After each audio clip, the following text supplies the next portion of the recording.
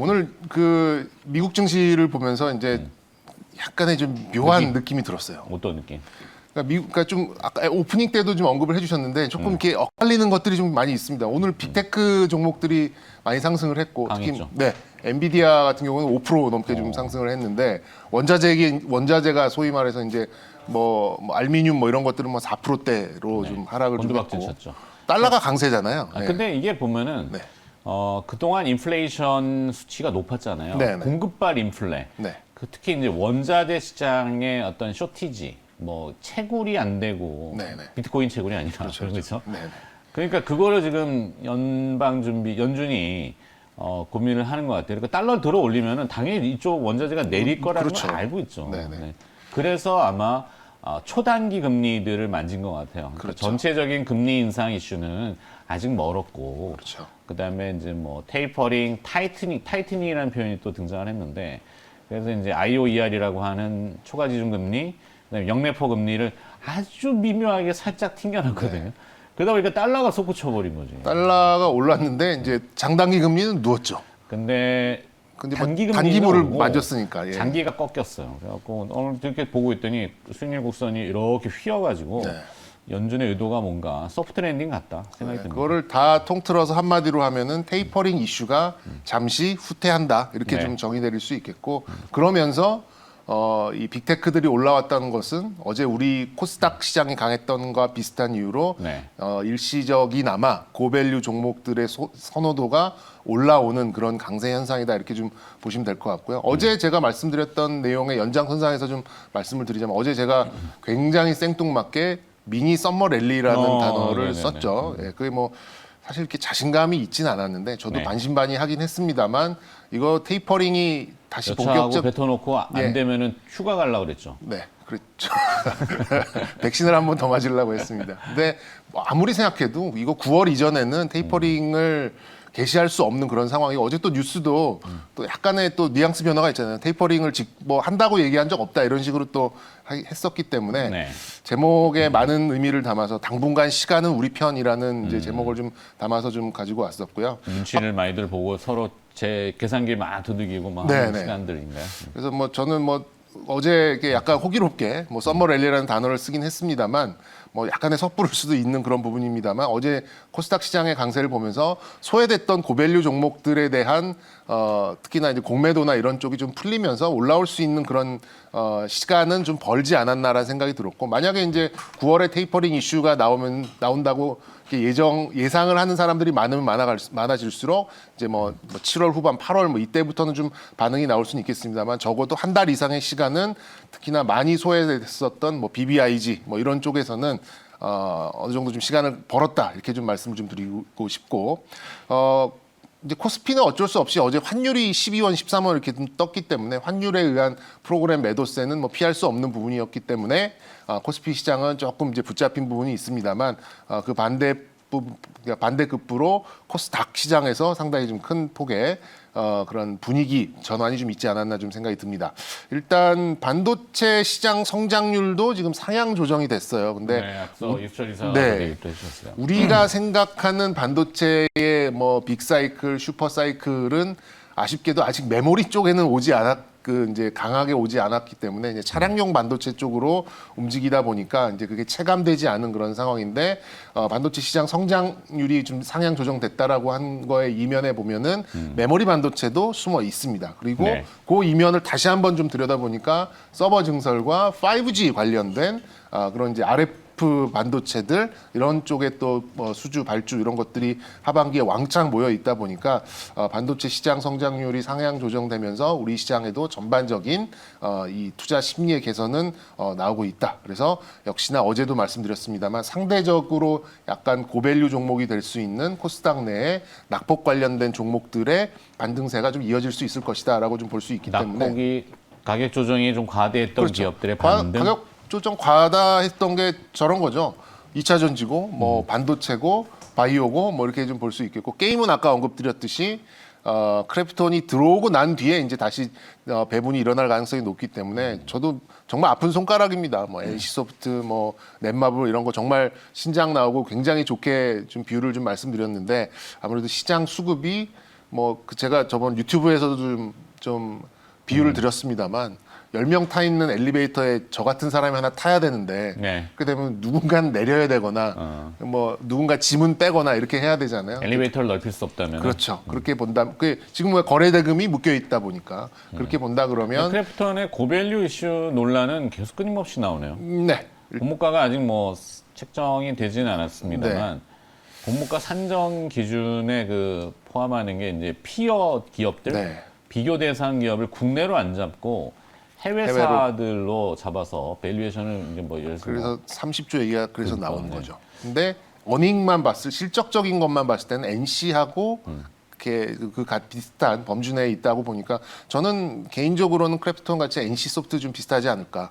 조금 더 쳐준다면 한 20조 정도 뭐 이렇게 좀 보고는 있는데 하여튼 그 이벤트가 끝나야지만 기존에 있었던 게임사들도 조금 이제 수급적으로 좀 이렇게 좀 괜찮아지지 않을까라는 생각이 듭니다. 네. 그리고 또 한 가지가 이제 어제도 이제 유가 관련돼서 우리가 좀 말씀을 좀 나눴었는데 유가 상승세가 나오면서 유럽 쪽에 보니까 침투율이 좀 올라갔어요. 전기차. 그러니까 그러니까 신차의 구입 비중에서 전기차가 어느 정도의 차지를 하는가, 그 전기차의 침투율이 일시적으로나마 좀 올라가는 그런 상황이 좀 나오고 있다 보니까 그리고 공교롭게 또 어제 그 ESS 수주 소식이 좀 들렸잖아요. LG 국내 전기차 소비자들도 앞으로 이제 이게 뭐죠?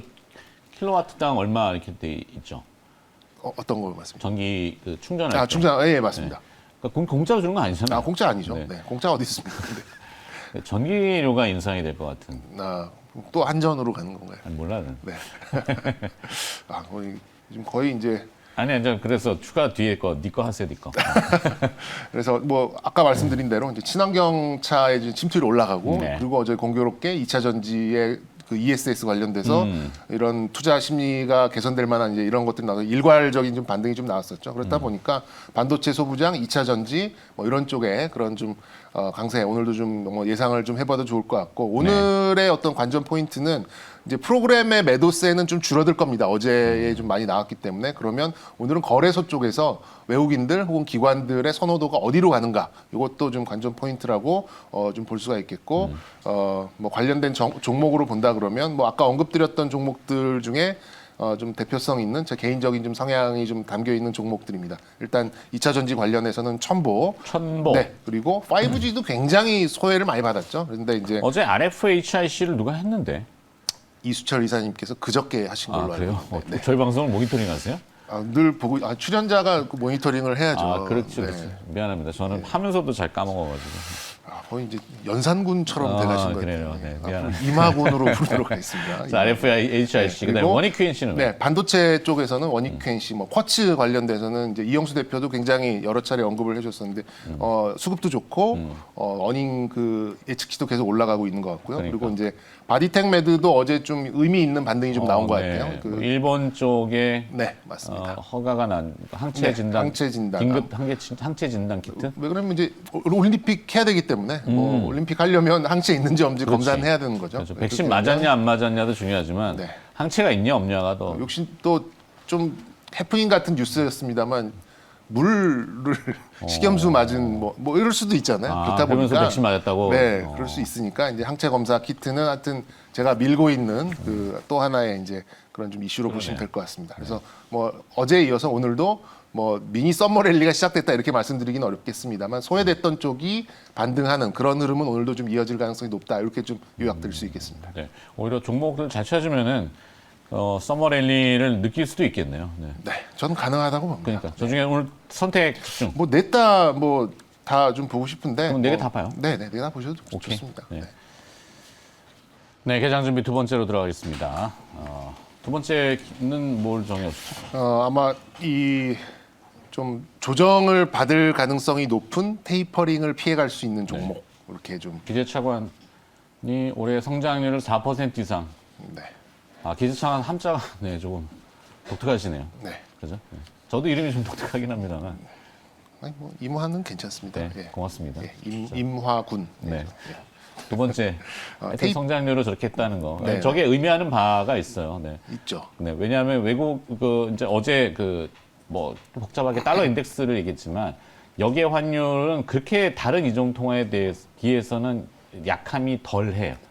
우리는 이미 기준금리 4번까지도 네. 가정을 하기 때문에 미국 깔거 뭐 2번 인상해봐야 그 돈이 안 빠져나간다는 거죠. 네네. 어떻게 보면 이번에 한국은행의 그 묘수가 상당히 유효한 것 같아요. 제가 뭐 평가를 할 수 있는 입장은 아닙니다만 논란은 좀 많았습니다만 하여튼 저건 그렇고 하여튼 네. 기재차관이 지금 뭐 성장률에 대해서 코멘트한 것도 의미가 있다. 네. 그리고 국내 백신 주시장 괜찮다 이 얘기를 그렇죠. 하더라고요. 백신의 접종 속도가 굉장히 빠른 것도 네. 외국계에서는 긍정으로. 굉장히 긍정적으로 좀 바라보는 구간이 아닌가. 그래서 어제는 뭐 환율이 이렇게 올랐음에도 불구하고 이제 코스닥 시장 충격은 같은 별로 경우에 없었죠. 외국인들의 매수가 나왔던 걸로 좀 봤을 때는 이걸 뭐 물론 이제 단기적인 프로그램이 움직이는 것도 있겠습니다만 좀 중기적인 호흡에서 봤을 때는 원화를 그렇게 천대시할 가능성은 극히 없다. 그리고 최근 들어서 외국인들이 한국의 채권을 이렇게 사려고 하는 수요가 있다는 것도 그걸 좀 반증하는 게 아닌가 좀 생각이 좀 들고요.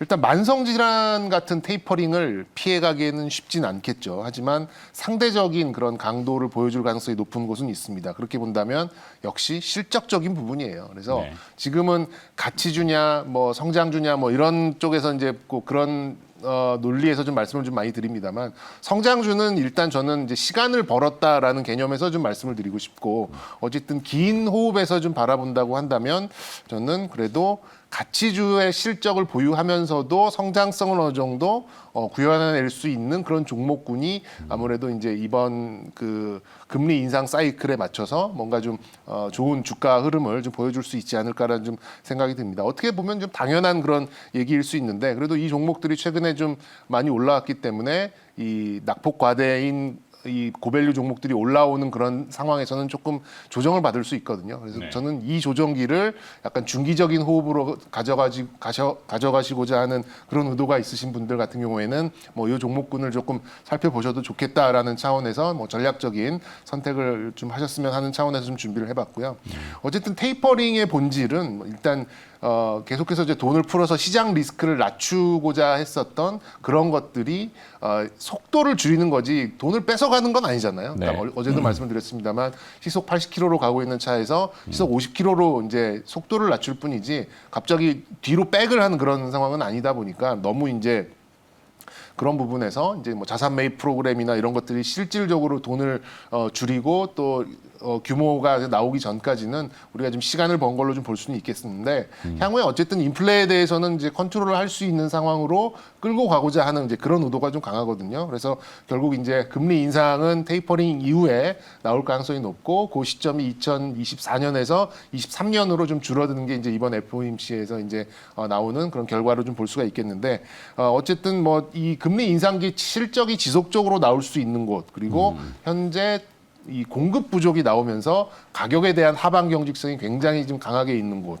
그리고 멀티플이 지속적으로 감소한다는 것은 약간 높은 밸류에서 거래가 됐습니다만 이제 실적을 발표하면서 말 그대로 PER이 뭐 15배에 거래됐던 종목이 한 10배 정도로 떨어지면서 밸류도 좀 낮아져 있는 그런 종목들을 쪽으로 보시는 게 어떨까. 거기에 플러스 정책이 만약에 더해진다라고 한다면 단기적인 흔들림은 있어도 뭐 진짜 중장기적인 사이클은 우상향을 할 가능성이 매우 높다라는 자신감을 부여할 수 있는 쪽이 아닌가라는 생각이 듭니다. 그래서 여러 차례 뭐 나온 그런 종목이고 업종군이긴 합니다만 이번에 2분기에 그 시장 컨센서스가 굉장히 좀 좋은 올라가고 있는 그런 쪽으로 조금 요약을 좀 해봤고요. 네. 아까 대표적으로는 아까 언급드렸던 이제 이금융권 뭐 이런 뭐 종목군도 좀 볼 수 있겠고 뭐 좀 금융이나 이런 것들 본다 그러면 삼성카드 그리고 현대위아 굉장히 좀 좋은 것 같아요. 아까 네. 또 언급드렸던 리드코프 그리고 시멘트 가격 플러스 레미콘 가격까지 볼 수 있는 유진기업 그리고 마지막까지 이제 또 필라홀딩스까지 좀 말씀드리도록 네, 하겠습니다. 오늘 저 중에는 선택이 좀 필요할 것 같은데.